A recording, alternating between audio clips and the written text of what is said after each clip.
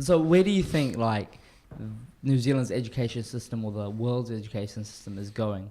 Because nowadays, you got artificial intelligence, you got so many new jobs created, and like the things we learn in school right now, I think is gonna be changed, maybe in the next 5-10 years. Yeah. So where do you think it is? Because you're in this field. I think that it's going to become, subjects and everything are going to come a lot more mushed together. So for example, if I'm doing any real life, and this is the same with most jobs, if you're doing any single project, you might use a little bit of maths to make sure that the numbers add up. You might use a little bit of English to explain to your bosses or your employees or whoever it is how it's actually going to work and convince them that it'll be a good idea. You're going to use a bit of media studies to promote it to everybody around you. You're going to use a little bit of business studies to understand what's smart and what's not. So every one project does use a little bit of lots of subjects. Yeah. So I think if you could pull in lots of little bits of projects, then you can suddenly, the exciting part or the learning becomes about how do you take all the knowledge or find all the knowledge you need and do something really cool with it. And that's the exciting part about learning, is doing something new, doing something interesting.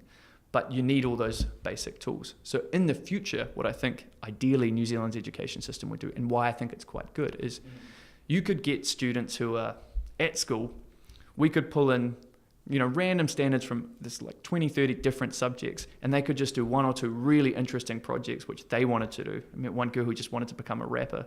So we're like, she could just for a whole year literally just make a rap album. And I was like, cool, we can bring in the music credits, the business studies credits, the accountants credits, the promoting it, so you can do media studies credits.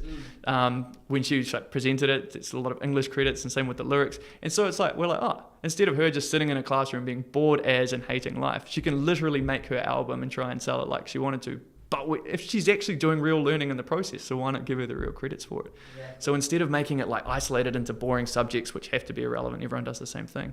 Why can't everyone choose a project and then we can just plug in all the relevant, like see what learning they're doing, track it on computers, and then pull it back and say good job for the learning you did do and give them credit and qualifications for that. That's quite risky, because I think a lot of schools don't want that to happen because they can't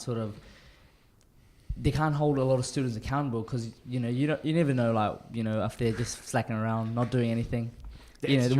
How do you control that then? I think I do. So I think what you'd have to have some kind of timetable and delivery. So if you're building a rap album or making a podcast or whatever it happens to be yourself right now, there'd have to be a way to know that you need to get 80 credits, and so you have to get 2 credits a week or whatever it happens to be on average.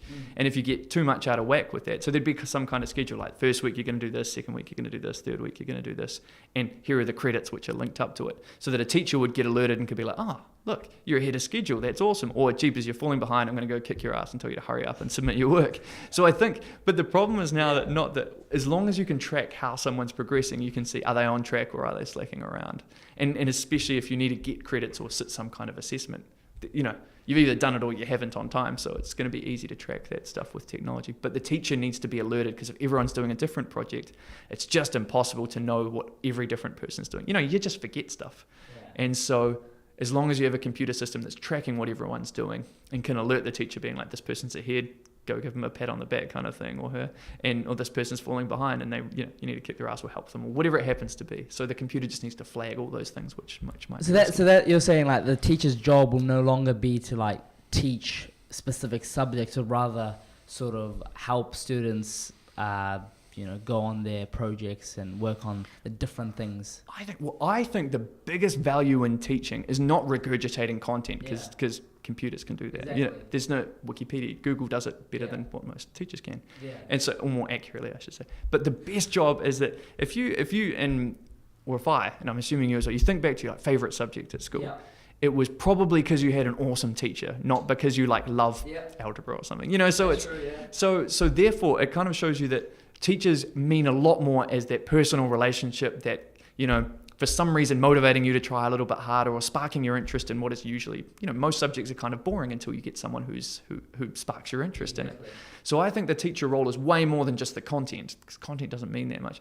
But if a teacher can take a group of people and motivate them to try a little bit harder, think a little bit more creatively, hold them accountable and kick their butts when they need to, congratulate and celebrate with them when they're doing a good job. I think that personal relationship stuff, kind of like an awesome coach would do with you. Like a mentor. Yeah, that's right. So it really is this kind of thing where teachers can't tell everybody different content all at the same time, and at 10 o'clock at night when, someone's like, oh crap, I don't know what I need to know for my test tomorrow. Yeah. It's just too hard for a person to do it.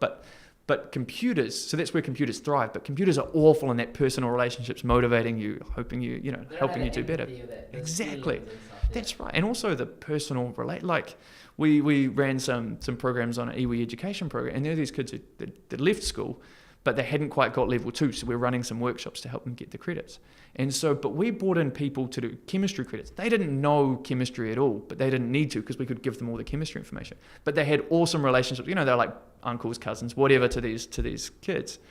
And they could bring them along, work with them, motivate them, make sure they turn up, all that kind of personal relationship stuff, which they're awesome at, and I could not do because I just don't know these people. Exactly. But I can provide all the chemistry, the tests, everything else like that. So it's trying to make it so that the people can do what people do best, which is build relationships, have a good time. And the same thing, you don't want a school to stop you having a mean time with your friends. It's one of the great parts of school. Exactly. Like the events, those co-curriculars, the sports teams and all that stuff. So you don't want that to get consumed up by just learning more boring stuff. You want to kind of create more time for that. So it's about making everything do a little bit better at its job. So the teaching stuff computers can do well. The content computers can do well. But teaching is if you can manage people, relate to people, inspire people, I reckon that's the real power of a teaching role. It's kind of trying to lead a class forward, not just stand up and lecture.